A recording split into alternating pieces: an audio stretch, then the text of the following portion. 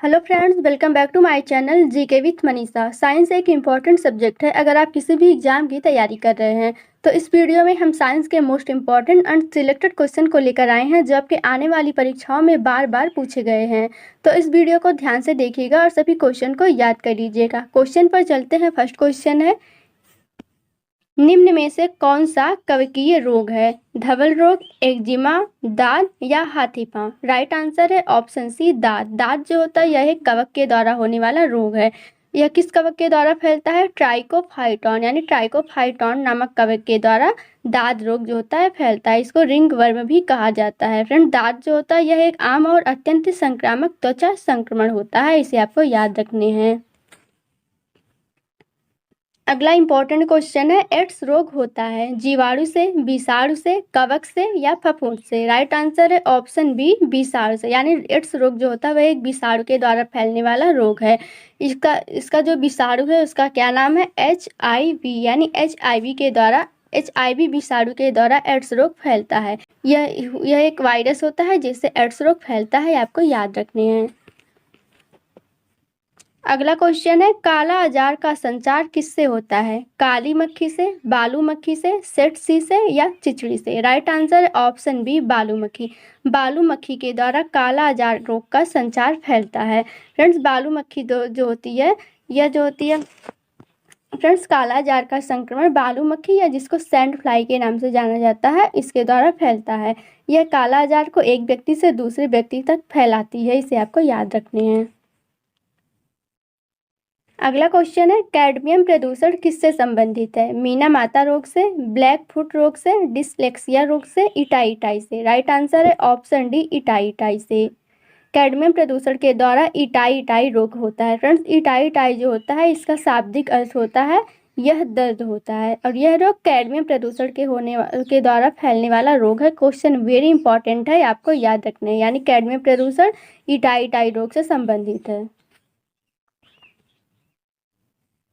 अगला important question है, कहाँ काम करने वाले व्यक्तियों को ब्लैक लंग रोग हो जाता है? फ्रेंड्स, मैंने आपके लिए सारे क्वेश्चन इंपॉर्टेंट एंड सिलेक्टेड लिए हैं।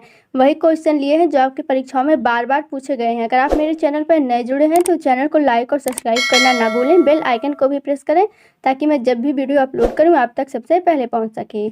ऑप्शन ए है विद्युत लेपन उद्योग में, कार्बनिक विलायक उद्योग में, पेंट विनिर्माण उद्योग में या कोयला के खान में? राइट आंसर होगा ऑप्शन डी, कोयला के खान में। यानी कोयला खान में काम करने वाले व्यक्तियों को ब्लैक लंग रोग हो जाता है। फ्रेंड्स, इस बीमारी को कोल वर्कर्स निमोकोनार्थोसिस के नाम से भी जाना जाता है। कभी कभी एग्जाम में पूछा गया है। यह बीमारी तब होता है जब कोई व्यक्ति कोयले की धूल के संपर्क में ज़्यादा रहता है। यानी कोयले की खान में जब कोई व्यक्ति ज़्यादा काम करता है, ज़्यादा उसके संपर्क में रहता है, तभी ब्लैक रंग रोग हो जाता है। आपको याद रखना है। अगला क्वेश्चन है, मीना माता रोग किसके द्वारा पानी के प्रदूषण से फैलता है? लेड के द्वारा, टीन के द्वारा, मेथिल आइसोसाइनेट के द्वारा या पारा के द्वारा? राइट आंसर है ऑप्शन डी, पारा। पारा एक ऐसी धातु है जिसके द्वारा मीना माता रोग पानी के प्रदूषण से फैलता है। फ्रेंड्स, पारा जो होता है यह बहुत चिर अस्थायी और अपशिष्ट होता है और यह पारा जो होता है यह उच्च सांद्रता के कारण मीना माता रोग को फैलाता है। आपको याद रखने हैं। अगला क्वेश्चन है, दिल का दौरा किस कारण से होता है? हृदय पर जीवाणु का हमला होता है तब, या हृदय गति का रुक जाना, या हृदय में रक्त की आपूर्ति की कमी होती है, या अज्ञात कारणों से हृदय में बाधा आना? राइट आंसर होगा ऑप्शन सी, हृदय में रक्त की आपूर्ति की कमी होना। यानी जब हृदय में रक्त आपूर्ति की कमी होती है तो दिल का दौरा हो जाता है। फ्रेंड्स, कभी कभी जो होता है फैट या कोलेस्टेरॉल जो होता है वह हृदय की सतह पर कोरोनरी धमनियों के अंदर जाकर के जमा हो जाता है, जिससे धमनियाँ क्या होता है कि सिकुड़ जाती हैं। इससे हृदय में ऑक्सीजन युक्त रक्त का प्रवाह कम हो जाता है, जिससे दिल का दौरा हो जाता है। इसे आपको याद रखने हैं। अगला इंपॉर्टेंट क्वेश्चन है, उपास्थि तथा अस्थियों के निर्माण और संपोषण में आवश्यक तत्व होता है? मैग्नीशियम, कैल्शियम, जिंक या सिलिकॉन?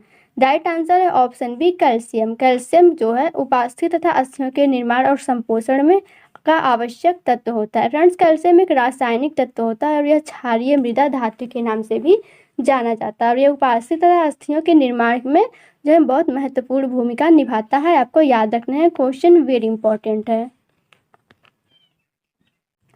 अगला क्वेश्चन है रक्त स्कंदन में कौन सा विटामिन क्रियाशील होता है? विटामिन के, विटामिन डी, विटामिन ए या विटामिन सी? राइट आंसर है ऑप्शन ए विटामिन के। विटामिन के जो होता है वह रक्त स्कंदन में क्रियाशील होता है, आपको याद रखना है फ्रेंड्स। विटामिन के का जो दूसरा नाम होता है वह थाइरोक्विनोन के नाम से भी जाना जाता है और यह रक्त को थक्का बनाने में महत्वपूर्ण भूमिका निभाता है, आपको याद रखने हैं। अगला क्वेश्चन है माँ का दूध नवजात को लगभग संपूर्ण आहार प्रदान करता है किंतु इसमें निम्नलिखित का अभाव होता है। यानी जो माँ का दूध जो होता है वह नवजात बच्चे के लिए लगभग संपूर्ण आहार प्रदान करता है, लेकिन उसमें ऐसा कौन सा तत्व होता है जो नहीं पाया जाता है? ऑप्शन ए है पोटेशियम, मैग्नीशियम, लौह या कैल्शियम। राइट आंसर है ऑप्शन सी लौह।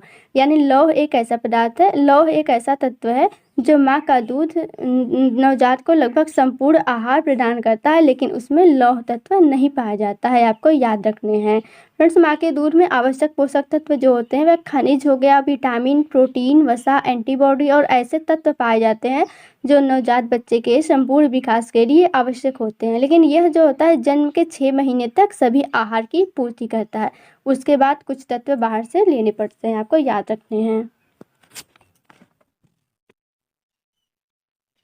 अगला क्वेश्चन है रक्त शरीर में क्या कार्य करता है? तरलता बनाता है, भोजन पचाने में सहायता करता है या पूरे शरीर में ऑक्सीजन पहुंचाता है, खड़े होने में सहायता प्रदान करता है? राइट आंसर है ऑप्शन सी पूरे शरीर में ऑक्सीजन को पहुंचाता है। यानी रक्त जो होता है वह मनुष्य के शरीर में पूरे शरीर में ऑक्सीजन को पहुंचाता है, यह इसका मुख्य कार्य है, आपको याद रखने हैं।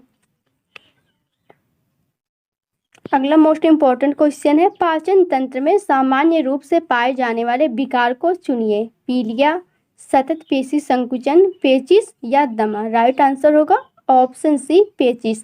यानी पाचन तंत्र में सामान्य रूप से पाया जाने वाला जो विकार है वह पेचिश होता है। क्वेश्चन वेरी वेरी इंपॉर्टेंट है, आपको याद रखने हैं फ्रेंड्स। पेचिश जो होता है वह बड़ी आंत या पेट में संक्रमण के कारण होता है, जिसे डिसेंट्री के नाम से भी जानी जाती है, यानी जिसे डिसेंट्री कहा जाता है। और इसमें रोगी को पेट में ऐंठन होती है बार बार और मल के साथ बलगम या कभी कभी खून भी आता है, इसे आपको याद रखने हैं।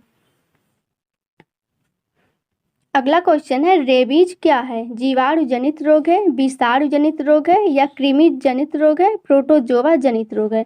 राइट आंसर है ऑप्शन बी विषाणु जनित रोग है। यानी रेबीज जो होता है वह विषाणु के द्वारा फैलने वाला रोग होता है फ्रेंड्स। रेबीज एक बीमारी होती है जो रेबीज नामक विषाणु से होता है और यह विषाणु संक्रमित पशुओं की लार में पाया जाता है। यानी कुत्ता जो होता है उसके संक्रमित लार में पाया जाता है और जब कुत्ता मनुष्य को काट लेता है तो यह विषाणु मनुष्य के शरीर में प्रवेश कर जाता है, जिससे वह फैलता है, आपको याद रखने हैं।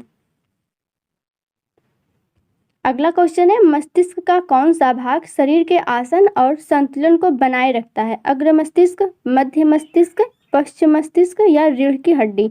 राइट आंसर है ऑप्शन सी पश्चिम मस्तिष्क। मनुष्य के शरीर में मस्तिष्क में जो पश्चिम मस्तिष्क होता है यह आसन और संतुलन को बनाए रखने में सहायता प्रदान करता है, आपको याद रखने हैं।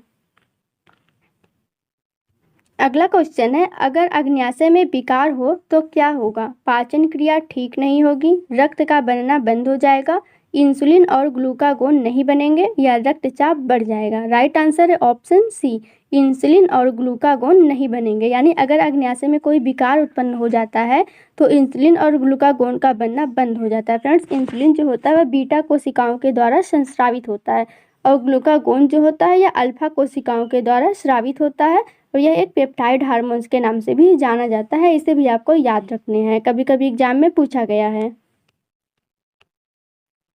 अगला इंपॉर्टेंट क्वेश्चन है किसके अवशोषण में विटामिन सी मदद करता है? कैल्शियम के, आयोडीन के, लौह के या सोडियम के? राइट आंसर है ऑप्शन सी लौह के।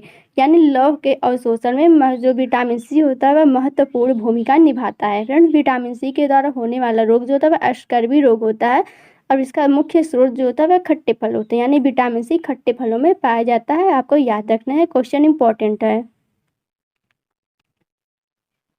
अगला क्वेश्चन है गाय और भैंस के थनों में दुग्ध उतारने के लिए किस हार्मोन की सुई लगाई जाती है? क्वेश्चन इंपॉर्टेंट है।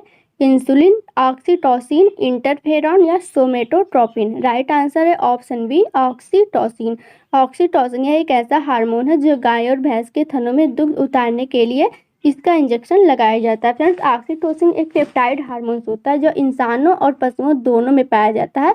इसे भी आपको याद रखना है, कई बार पूछा गया है। अगला क्वेश्चन है, क्रिप्स चक्र में किसका अवशोषण होता है? फ्यूमेरिक एसिड का, लैक्टिक एसिड का, पायरुविक एसिड का, इनमें से कोई नहीं। राइट आंसर है option C, pyruvic acid. Pyruvic acid यह एक ऐसा एसिड होता है जो क्रिप्स के चक्र में इसका अवशोषण होता है। फ्रेंड्स, क्रिप्स चक्र को सिट्रिक एसिड साइकिल या CAC के नाम से भी जाना जाता है और यह वायवीय श्वसन की दूसरी अवस्था होती है। यह कोशिका के माइटोकॉन्ड्रिया में होता है। ये भी बहुत इंपॉर्टेंट है, कई बार पूछा गया है। यानी क्रिप्स चक्र जो होता है वह कोशिका के माइटोकॉन्ड्रिया में होता है और इस क्रिया में ग्लूकोज का अंत पदार्थ जो होता है वह पायरुविक एसिड पूर्ण रूप से ऑक्सीकृत होकर कार्बन डाइऑक्साइड